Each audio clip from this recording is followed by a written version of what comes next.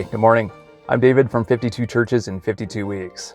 During this summer, call it nostalgia, but I've had this itch, this spiritual longing to revisit a few standout churches from the first 52 Churches in 52 Weeks I completed several years ago. If you'd like to see how that turned out, you're welcome to read the book on Amazon. With YouTube, this is a great platform so you as a viewer can actually see and hear what worship is like at some of these different churches. Recently, I was in Arkansas, and I learned I wasn't too far away from Thorncrown Chapel in Eureka Springs. Now, if you do a search on the interwebs for most beautiful church, or most stunning, or must-see type of churches that are out there, oftentimes Thorncrown Chapel ranks at the very top of those lists. And the crazy thing is, it has no business being on these lists with some of these gigantic cathedrals and basilicas that often took decades to construct, cost an immense amount of money, and oftentimes had an entire church community that would assist with the construction. Thorncrown Chapel is relatively small. It only took 16 months to complete, and the budget wasn't anywhere near some of these other most must-see churches. The thing that it has going for it is Thorncrown Chapel is a pioneer into organic architecture. And being surrounded by the Ozark Mountains, the nickname it's often been given is Ozark Gothic architecture. Because what it does is it harmonizes the beauty of nature with all these woodland settings around it of the Ozark Hills. And then it incorporates Gothic architecture into the building construction. With traditional Gothic architecture, it's all about pointed arches in these ribbed vaults, and the emphasis is on verticality. So oftentimes when you walk into a church with Gothic architecture, it forces your eyes upwards. It appreciates the grandeur of the building, but it also is aspiring for you to be looking up to the heavens. With Thorncrown Chapel, they changed it up a little bit, because instead of the traditional Gothic architecture where you have these giant buildings with concrete and stained glass windows, oftentimes the sun will beam through the windows and create this light versus dark contrast, kind of like good versus evil. What Thorncrown Chapel did instead is it removed the walls entirely, removed the stained glass windows, and it just has these clear glass panels up. And it incorporates this zigzag architecture, so you still get that light versus dark contrast. Instead, you have this beauty of this panoramic views of the Ozark Mountains all around you during worship.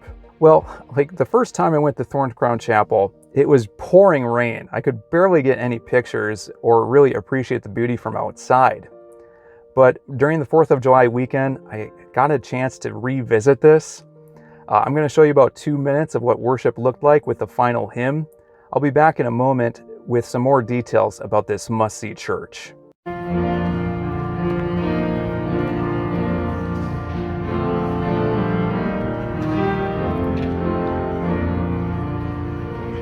When peace like a river attendeth my way, when sorrows like sea billows roll,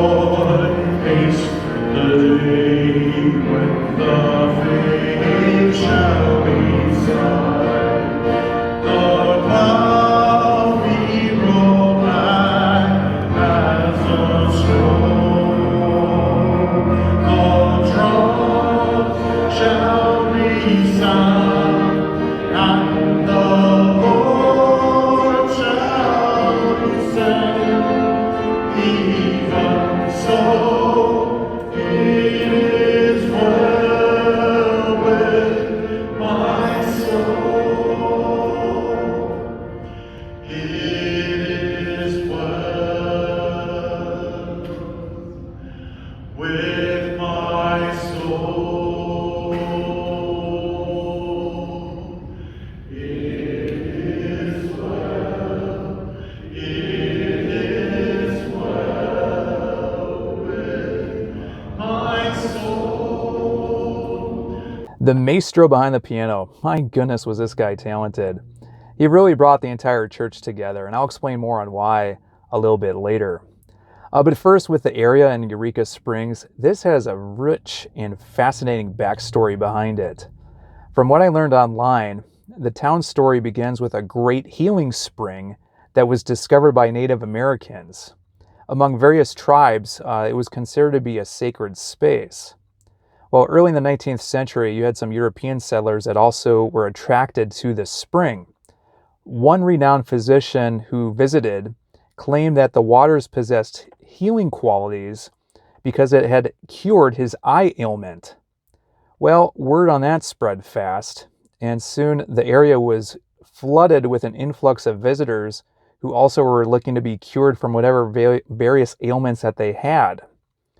So as time progressed, this town became a big tourist destination. They built this charming Victorian architecture all throughout the area. And then with the Bible Belt, as Christianity spread, there was a lot of pop-up Christian attractions that came. One of which they were trying to recreate a life-size replica of Jerusalem. So that didn't quite pan out, but they do still have two big attractions that remain to this day. One is a 7-story-foot-tall Christ of the Ozarks statue. And then they also have something that's called the Great Passion Play. This is a huge outdoor theater that recreates Jesus Christ and the Passion. So with that in the background, I'm sure that with Thorncrown Chapel, that had to have an influence as the chapel was about to be built. So in 1971, there was a gentleman named Jim Reed. He was looking to build a retirement home, and he purchased this plot of land right around the Ozark Hills. So what was supposed to be his retirement home, he would have so many visitors who would trespass to get a view of the Ozark Hills. So he would invite them in, and he discussed it with his wife, where they figured it might just be a better idea to just build a glass chapel here so people can appreciate the beauty of this nature. So in 1979, they broke ground. He brought in an architect named E. Fay Jones, who was a student of the famed architect Frank Lloyd Wright.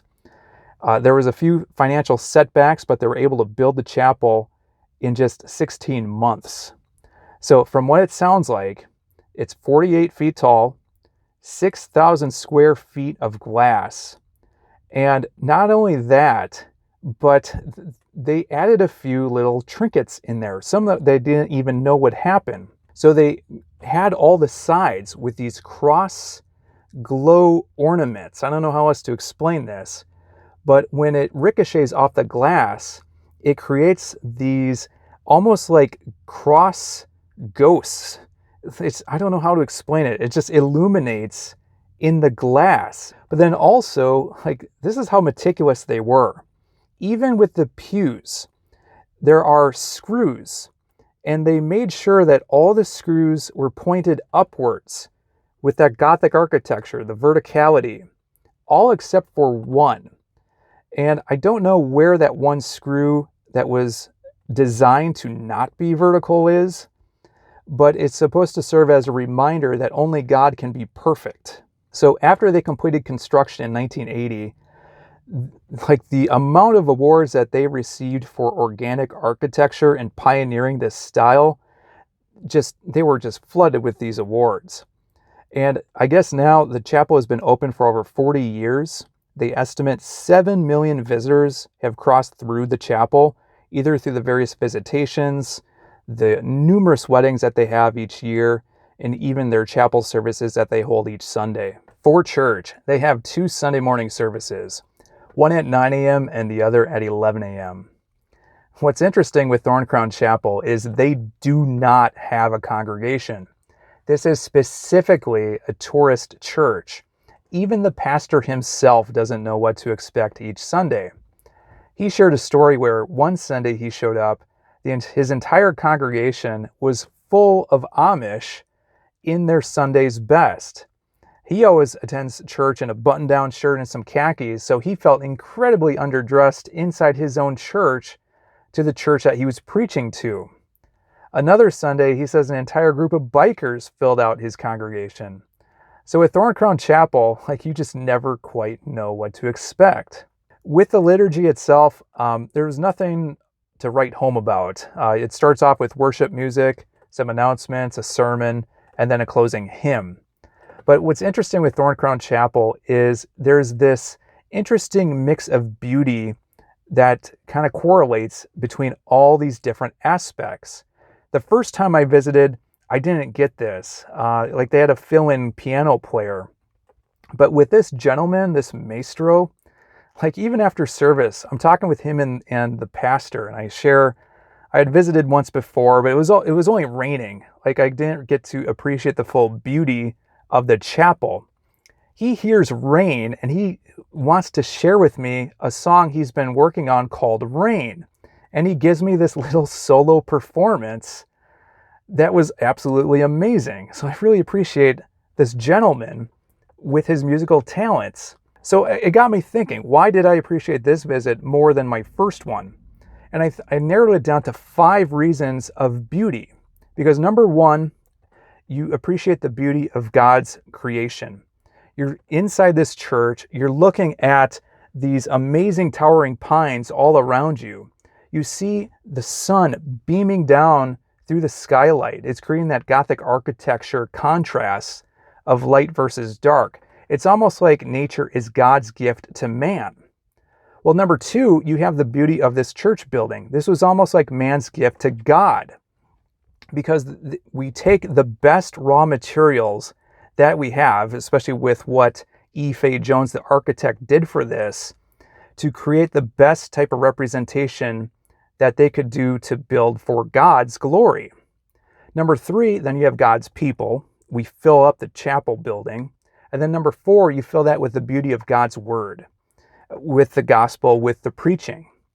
So with number 5, and I think the reason that this changed for me was just the beauty of the music. I didn't get that from the first visit, but with this, it was almost like this dance of the reality of this world with the unknown of the spiritual. So it created this beautiful, organic type of church experience that I don't really get anywhere else, just due to such a unique setting that Thorncrown Chapel is. Before we wrap up this video, I want to share real quick. Thorncrown Chapel gave us these 4-page brochures when we walked in. And they shared how different people have all kinds of different experiences when they visit. They shared one story where a young visitor looked at his mom in the eye and said, "Is this heaven?" But one of the biggest things that they received was a comment from another visiting architect who described Thorncrown Chapel as a thin place. A place where the line between heaven and earth is thin. And they've been pondering that for some time. And at first they kind of thought, well, with Thorncrown Chapel, it was designed to bring you closer to God. But they've changed their minds a little bit on that. And they kind of see it more where the stillness inside the chapel reflects inside our own lives to be a thin place where the divine and humanity meet, almost kind of like that dance between reality of this world and the unknown of the spiritual. So they kind of described it where God is always near. He's right next to us. It's just that we lack this awareness inside of us. So with the pamphlet, they kind of close it on this. So Thorncrown Chapel is a special place because its message is that your life is a thin place. In the quiet, God whispers all in your ear that there is glory all around us and Christ is in all. We rarely encounter such good news in a world filled with distractions and distressing images. Thorncrown is a place where we retreat to truth and open the eyes of our heart. We see the glory and we realize we are a part. How about you? What do you think? Is Thorncrown Chapel one of the most beautiful churches in the world? Maybe a better question is, what makes a church beautiful for you and your soul and your walk with God? Feel free to leave your feedback below. I'd enjoy reading those. But as always, feel free to like and subscribe for future videos. You're welcome to check out the channel and explore all kinds of other different type of church visits. But until next time, hope you have a good one.